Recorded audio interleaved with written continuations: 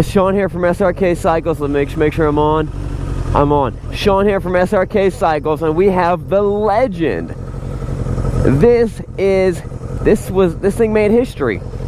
This is the 1985. This is before I was born, before I was even, no, I was thought about before this. 1985 GPZ 900R. Wait. Yes. The original Kawasaki Ninja. This bike is a legend. This bike is amazing. I have never ridden one. Actually, when you look at it, you know what it really looks like? It looks like that thing. It looks very similar, because this is the same styling that they use to make the 250 Ninja. The skinny tank, and so even like an 07 250 Ninja looks just like this. I'm so pumped. I can't wait to ride this thing. This thing's supposed to put out 120 horsepower. I did bear through a 15-minute video of Kawasaki releasing this, and it was super boring and super dry, and I'm gonna tell you guys all about it. I can't wait. It's gonna be sweet. Alright guys, words of wisdom. John 10:10, the thief comes only to steal and kill and destroy. I have come that they may have a life and have it to the fullest. Alright guys, let's do it. This bike belongs in a museum. This bike belongs in some collector's garage, and I can't wait to feel the power. Now, I've always been one to be like, that bike's old. Oh, that bike's too old. That's not going to be fun anymore. And we're going to put that to the test. Honestly, I think I was wrong. But, hey, maybe I was right, because I'm super smart. So the first thing I noticed about this bike only has 17,000 miles, and it did fire up very well. I mean, it fired up right away. Put that thing on choke, give it the old heave-ho. Some of my expectations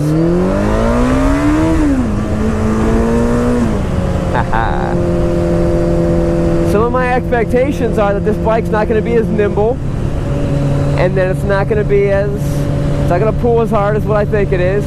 Now, you can't compare this bike.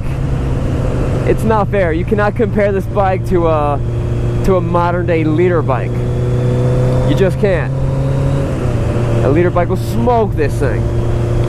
But this thing should be more in comparison to like a modern day 600 Super Sport.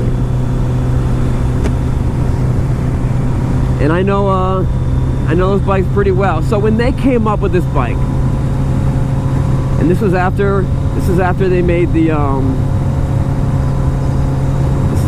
some of my timelines might be a little off, but they were trying to make something that was more powerful than the GPZ 750 Turbo. So what does a Street Glide, Honda Rune, Honda Goldwing, BMW K1600 GTL all have in common? One, they're all for sale at my dealership, but two, we would only ever use tank straps to transport these bikes. Check out tank straps, the link's below. They're for sale on Amazon. They were really trying to, and the whole classes, what are you doing? Which way are you going, person? The whole classes were not defined back then. It wasn't like, oh, we got the 600 class, and oh, we have the the 1000 class, and they weren't all defined. So this is when they were just figuring it out. And I think they had the GP1. I think that was a thing, but they were looking for something that was a little more sporty and lighter. But they loved how light the 750 Turbo was. So apparently, they tried a bunch of different combinations, and this is why this bike really shines. This bike was the original. This bike was kind of what started it all in terms of like frame design, and this had the most efficient, and it was the first super bike that had 4 valves per cylinder, inline 4, liquid cooled, overhead valves, all those things.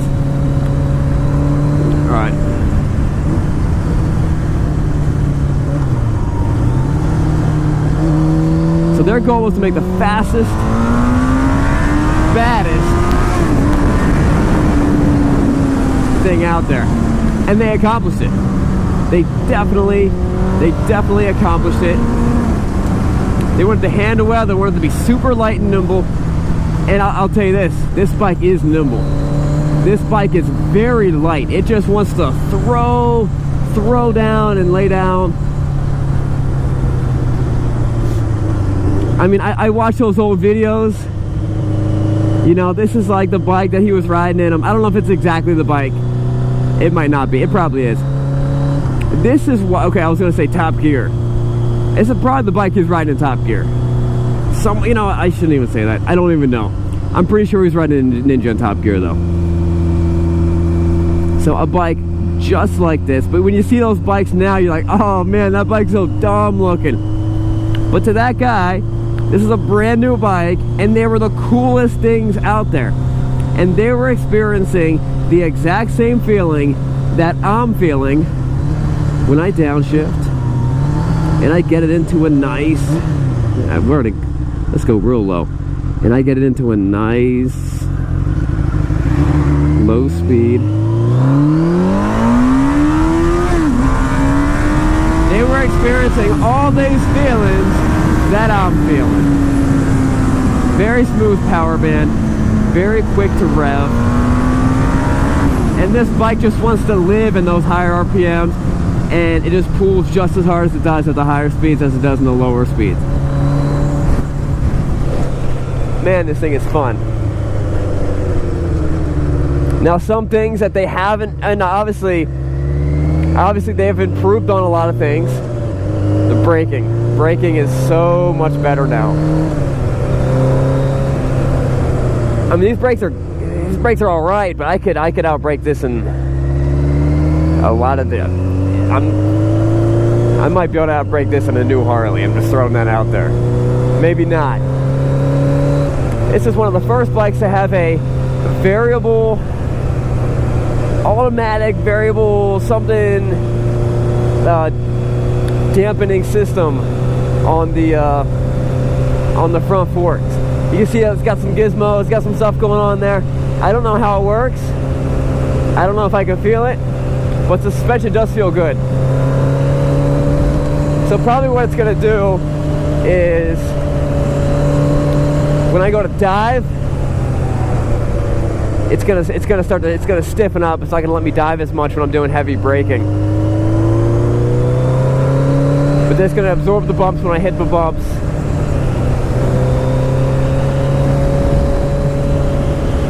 Their goal was to make this, and the reason they went with the inline, hold on, I don't know if I mentioned this before.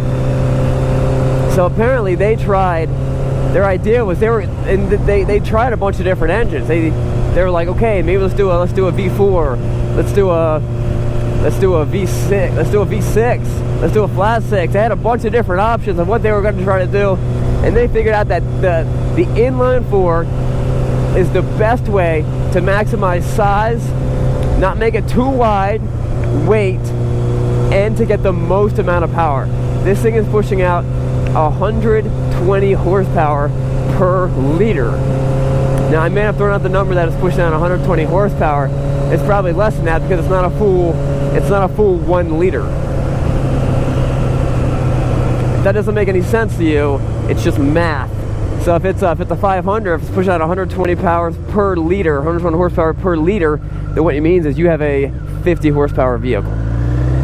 But it's still impressive they push out that kind of power per liter.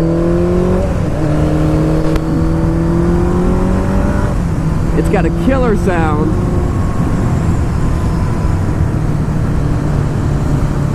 It's got nice dual pipes, and it's,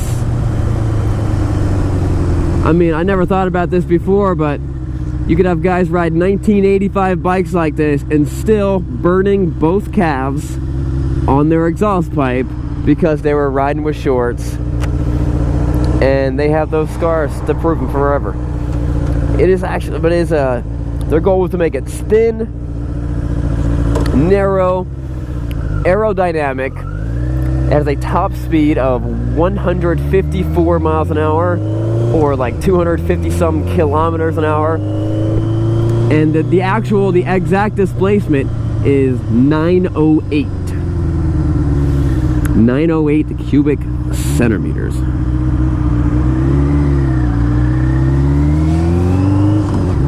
So if you were riding a bike like this, now okay, here's what we're gonna do. We're gonna do a head-to-head video with this bike, and we're gonna compare it to a couple modern bikes.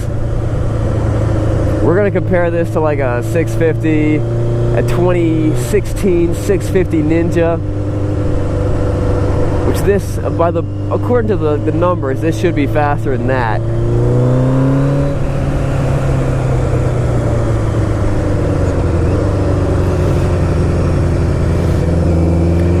So I'm very impressed with this bike. This thing is a lot of fun. I am blown away that a bike from the mid-80s could still be a relevant, fun bike in the sport bike scene. I mean, I'm having a blast driving this thing. It still handles well. Obviously, we have improved. This is 33 years ago, people. We have improved leaps and bounds, but this is what started it all. There are still things that they started with this bike that we have not gone up. We have not. I think the bikes are still now 4 valves per cylinder. Maybe I'm wrong. They're still inline fours. They're still double over cam, unless you're like a Ducati.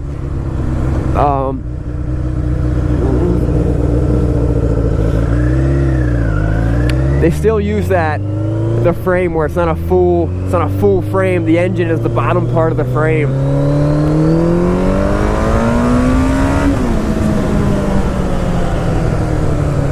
And if you were ever wondering,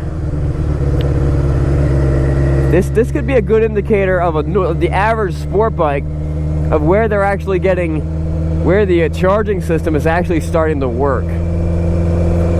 They're not really pushing out 14 volts until you're lingering around that close to 8 grand.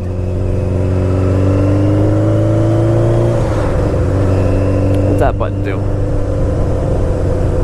Oh, okay, hold up. No, I'm wrong then. I am absolutely wrong. Hold up. When you press, okay, so you press the volt button. That's not a static.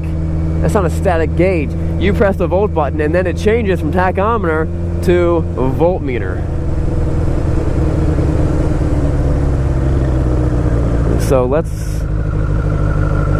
So it's pretty much charging all the time then. I'm absolutely wrong. Guys, take it back. I take it back. Let me play with this real quick. Let me get this thing in neutral. Alright, we're at like 1400 RPMs. Let's press it.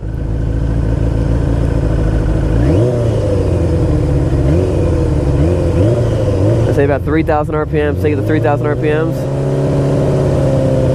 About 12.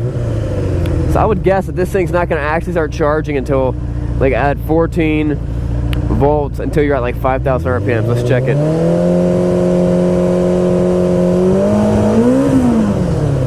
Might be a little bit higher. Alright guys, that wraps it up. This bike is a legend. This bike is what dreams are made of. If you ride a sport bike, you have to thank the people that built this bike. And you gotta acknowledge that this bike is sweet.